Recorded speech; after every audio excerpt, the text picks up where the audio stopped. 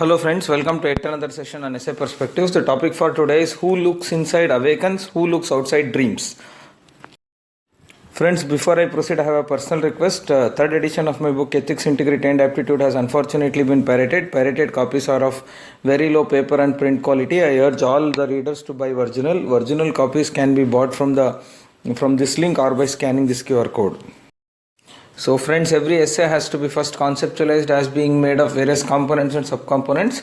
So for this essay, we would first introduce the essay, then we would dwell upon the essence of the topic, then we would discuss the merits of looking inside, then we would discuss the limitations of looking outside, then we would analyze if looking outside is all that bad, then we would conclude.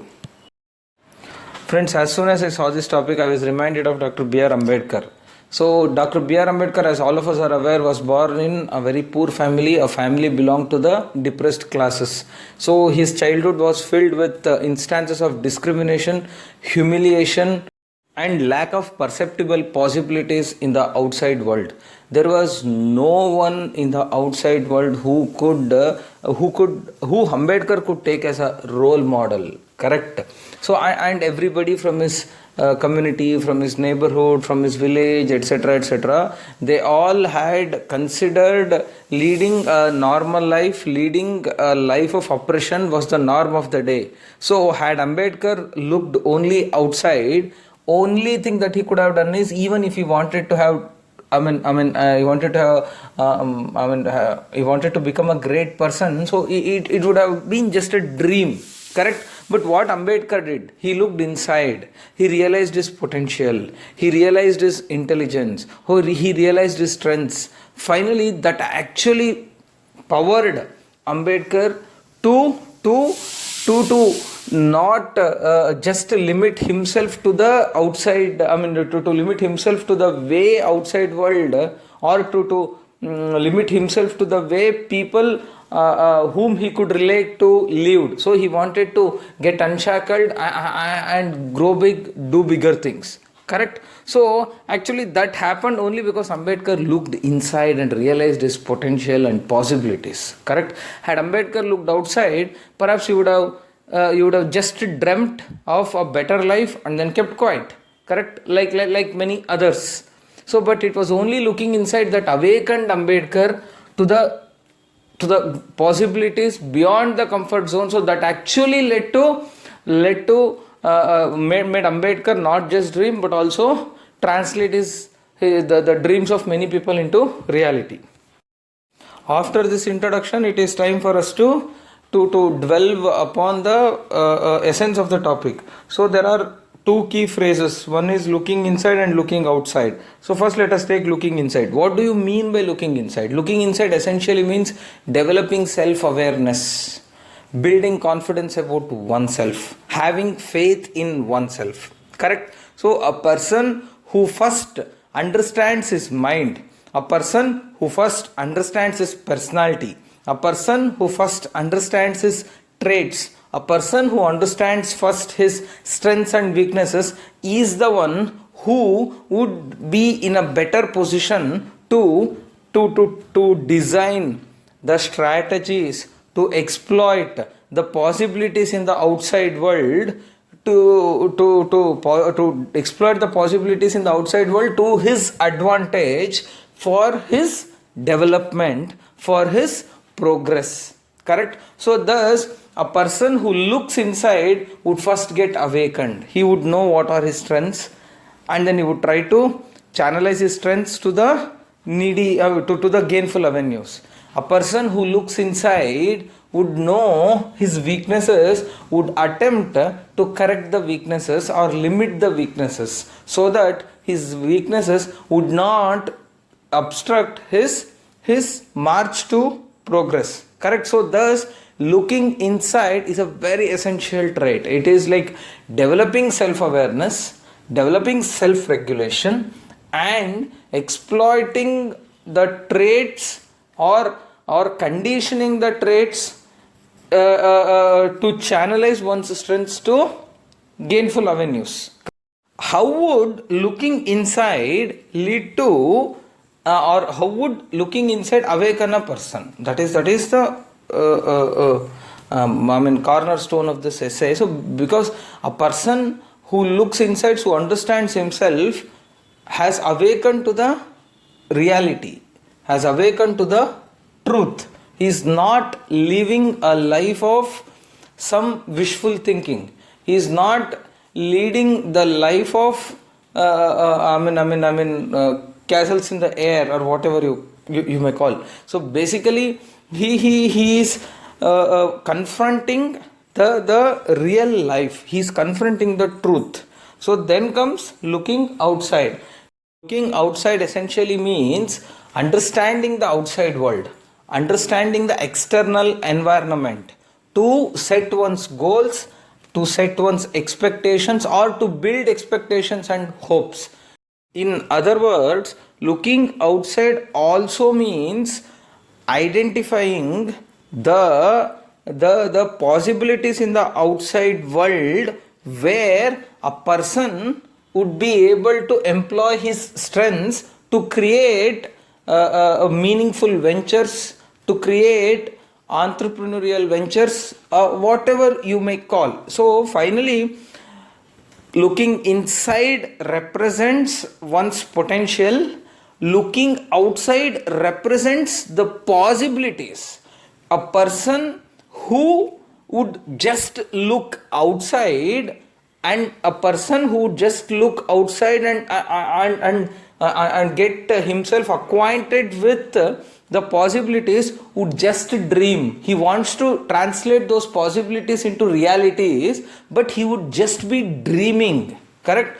But a person who looks inside would understand his potential and would try to channelize his potential to translate those possibilities into action, correct? So thus it is important for a person to first look inside to get awakened, so that he would be in a better position to channelize his potential for outside, for converting outside possibilities into realities. So this is what the essence of the entire statement. Okay, so I will just repeat for the sake of brevity. We can paraphrase this statement as a person who would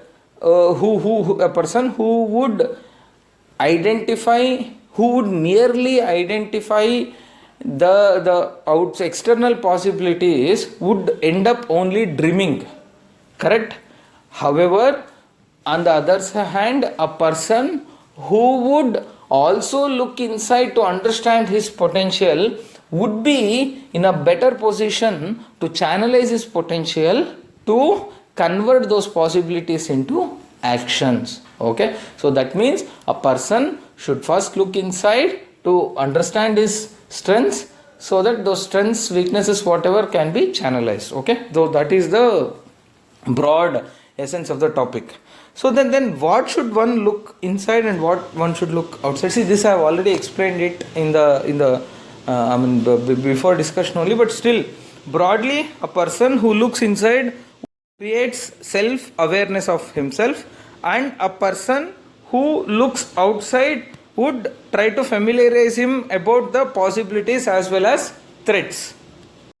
Once we have understood the meaning of the topic, then it is time for us to analyze the merits of looking inside, correct? So what are those merits? First is strengths. Once you look inside, you would understand what your strengths are. A person who understands his strengths would be able to pick the outside external area of work, domain of work very easily. Let us say a person who knows that he can cook well would be able to act as a chef, or would be able to start a catering business or whatever. First you should know what are your strengths. Similarly, a person who knows that he is actually good at calculations, maybe he would try to opt for accounting job. So something like that. See, finally, once you know the strengths, then only you will be able to choose a relevant domain of expertise outside. So relevant domain of work outside. So that is very, very important, isn't it? So if you don't know the strength, you will not be able to do it. This is the scenario where we know most of the students who despite knowing very well that they are not good at mathematics or biology are still forced to take up engineering or medicine or whatever, then they would not be able to excel in that field. So it is as simple as that. Next, weaknesses.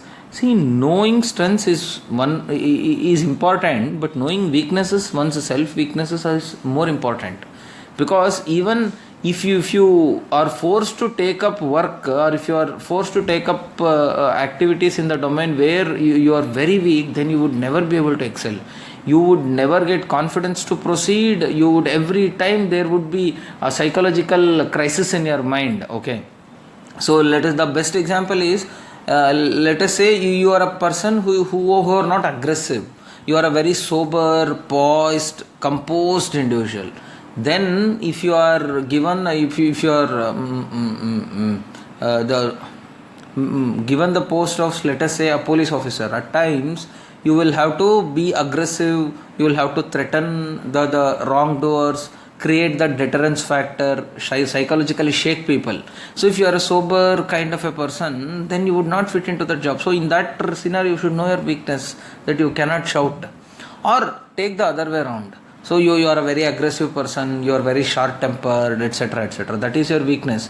If you are an aggressive person and short-tempered person, then if you take up teaching for kindergarten kids, then would you become successful? Absolutely no. Because you would keep beating the children, you would parents would start complaining about you, then you would be thrown out of the school very simply. Okay, you should have patience to teach kids, that more so the kindergarten kids. So thus it is important that one should be aware of one's weaknesses. Then opinions. See, once you look inside, then you would know your opinions, your attitude, your frame of mind, basically your stance on various issues. So then only you would be in a position to discharge your duties without getting into any cognitive or without getting into any psychological dissonance, if I may say so. So for example, let us say you are a socialist. You are a socialist. You believe that you have to, that's your opinion, that you believe in a proper distribution or redistribution of wealth. Then if you are so, then let us say you are made to take the chair of CEO of a big company. Then it may very well be possible that you are a socialist, you would announce unreasonable employee friendly measures, throwing a profit making company into a loss making company. Correct? So if you are a capitalist, let us take the other way around. Let us say you are a capitalist. Then you are made labor commissioner in the government. So basically labor commissioner is the one who has to protect the interests of the laborers. He has to he has to take stern action against the companies that don't respect labor laws. Correct? Then if you are a capitalist, your opinion is that capitalist has to behave the way he is behaving, then you would not be able to fight for labor rights. So then there is dissonance. So thus it is important for you to first look inside and understand your opinions. So then ethics and morals. Correct? So a person would be able to evolve his own ethics and morals only by looking inside, only by deep contemplation, only by self contemplation, if I may say so.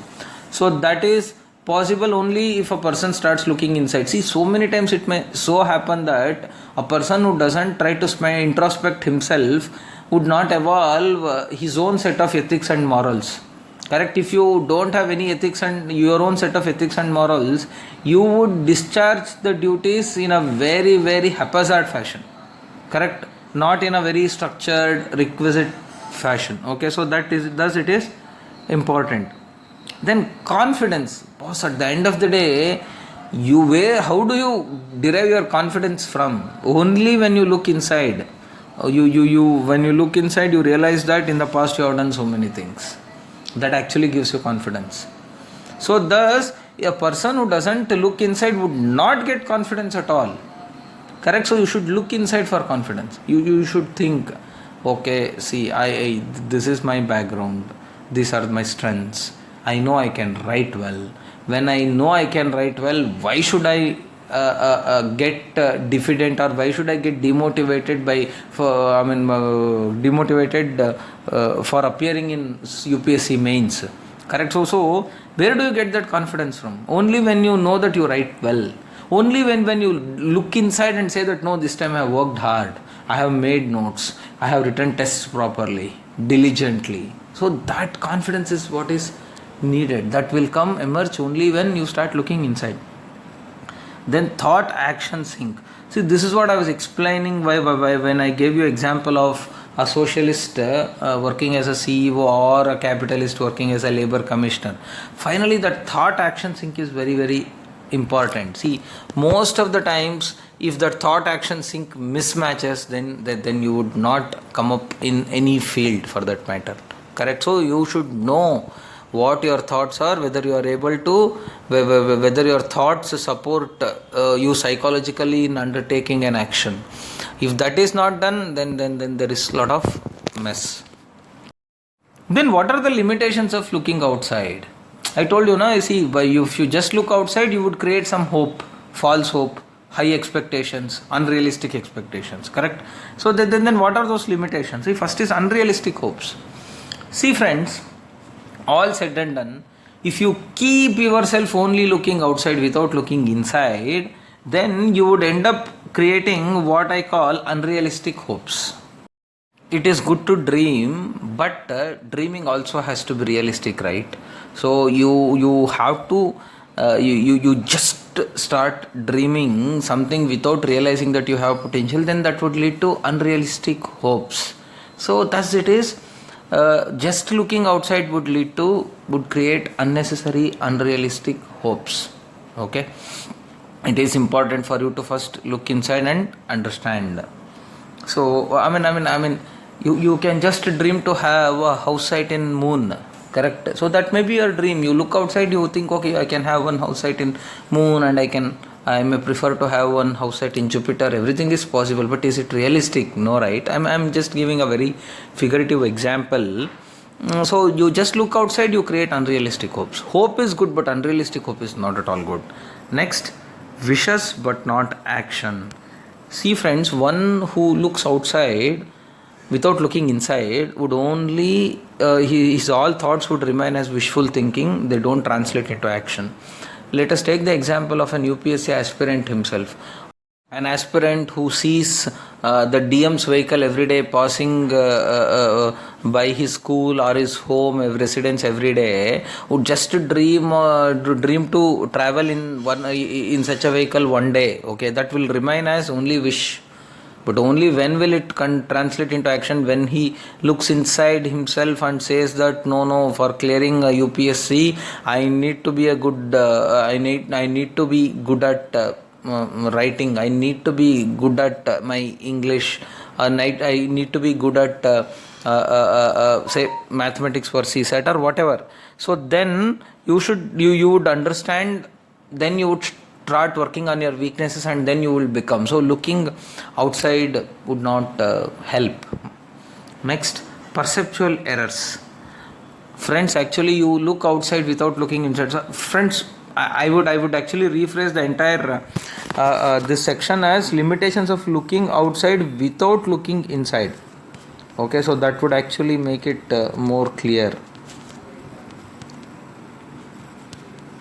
Okay, so then perceptual errors. What are these perceptual? If you don't look inside and start analyzing the world outside, your opinions about the outside world are conditioned by your perceptual errors. So to illustrate, you are brought up in an environment where, you're brought up in an environment where every woman is only made to is relegated to the position of a household maid or whatever. She is not allowed to study more or excel more. Then suddenly you become raise to the level of a civil servant, you are heading a corporation. That corporation, is contemplating some loans for entrepreneurs to start travel business, or you want to give Innovas, cars on rent for taxi drivers. So you see a woman applying for it. So then suddenly you are taken aback and you would doubt her potential, etc., etc. Correct? But that's not right. So this is possible. So but when you look inside and you think that, see, I have never seen a woman run a travel company, I have never seen a woman ride an auto or work as a taxi driver. So maybe that is the reason why I am why I am stereotyped about these roles. So then you would say no, so she is eligible, so you would select her. So that is important. Then comes insecurity, friends. This is something which is very, very bad. So when you just look outside, everything looks rosy on the one hand, but at the same time everything also looks impossible and improbable on the other hand. Correct? Had Ambedkar just looked outside, then you would have thought, arey yaar, no one in my world, in my community has studied so much. Can I go to Mumbai and study? Can I go to London and study? I mean, that would actually pin you down so much. Correct? A person who has studied in regional language all through his life, if he just looks outside and without looking inside, you just see some UPSC topper, etc., talking in flamboyant English, then you would get demotivated, discouraged. You say that, arey yaar, I cannot do this. This is something which is beyond my reach. So you leave it, chhod do. But if you start looking inside and you think that, arey yaar, I was not very good at mathematics, but I picked it up. So now I may not be good at English, then I will pick it up. So that confidence comes only when you look inside. So if you look outside, then you would lead in that life of insecurity. Same is the case with comparison. It is a continuation thing. So you compare yourself there is everywhere there are people who are better than you. Maybe they are better than you because they have worked harder than you, or maybe because they started a little earlier than you, because they started UPSC. I'm sorry, I'm coming back to the old example of civil service aspirants, because I think that is what I believe most of you relate to, and that comes spontaneously to me. So you enroll for, you start preparation in the year one. Then the first thing that happens to every UPSC aspirant is you see the veterans who have been preparing from past 2 years, 3 years, etc. And the first thing that comes to your mind is, will I be able to do that? The same thing has happened to me also. So thus actually, if you, then only you should say that, no boss, even I am also capable.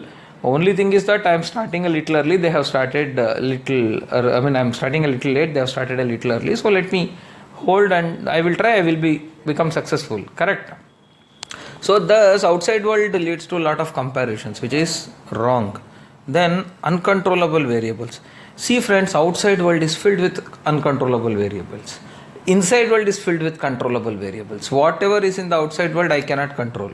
See, even even this competitive examination of UPSC, the hard work put in by the preparation of other aspirants with whom I have to compete is an uncontrollable variable. So you just look outside, you try to change something which is not in your control. Correct?